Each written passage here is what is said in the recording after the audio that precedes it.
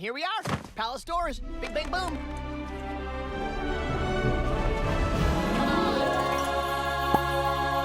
I can't believe they actually did it. They made a video game movie that wasn't bad, but not only that, the Super Mario Bros. Movie was amazing. I knew Illumination was the perfect animation studio to make it, and of course they executed everything the exact way it needed to be. I'll start by talking about the visuals because like I said, Illumination made this and they're known for being extremely creative with their movies. They made the world feel magical and alive with the bright colors all over as well as the many characters and Easter eggs from the Mario games. One thing I thought was extremely impressive was the lighting. I can't think of any other animated movie that has lighting like this does, and it was next level. It's probably because of new technology that has come out in recent years that enables lighting effects like this, but it made the visuals of the movie far surpass what I was expecting.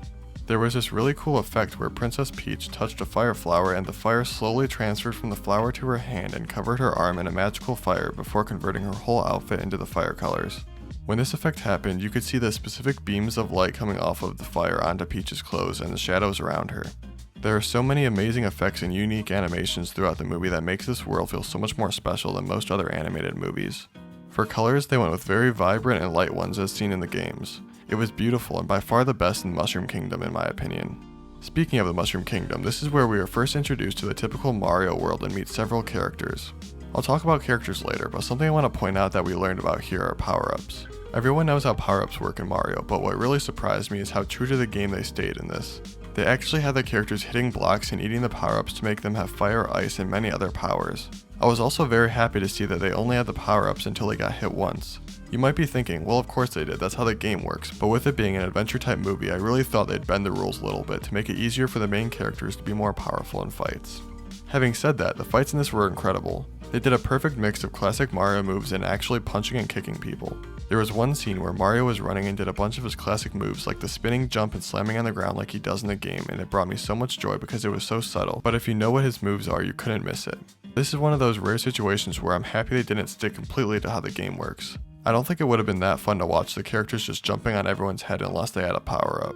Now I'm not going to talk about the story too much to make sure I completely avoid spoilers, but I do want to talk about the beginning because I think it was crucial to the movie's success. Mario and Luigi start out as normal people, which is crazy to me. They're normal humans that live in Brooklyn and are trying to start a plumbing company and eventually find a pipe that brings them to the Mushroom Kingdom. I think this is really important because it immediately sets up a backstory for the characters and gives them a motive to save this new world they found.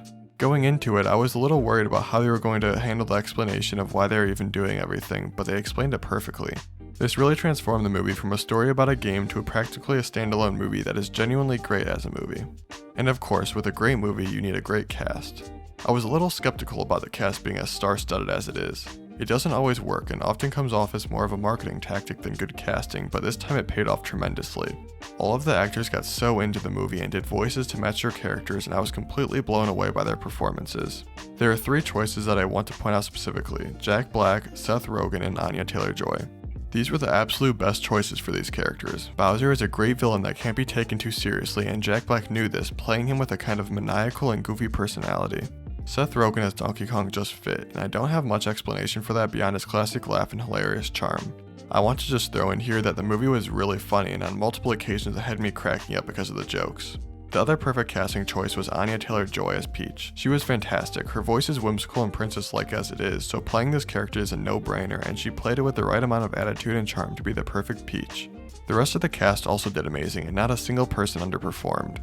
A lot of people were concerned about Chris Pratt being Mario, but I think he did really good, and both of my brothers who were skeptical said he played him really well.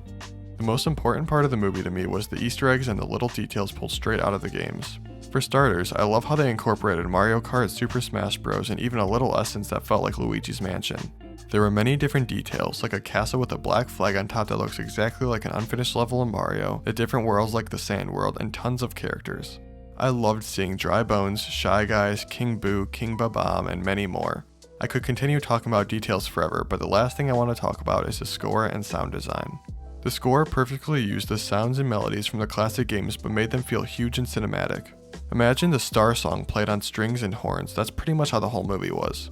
The sound design for everything that was happening was also great and just sounded like new cinematic versions of all of the game sounds.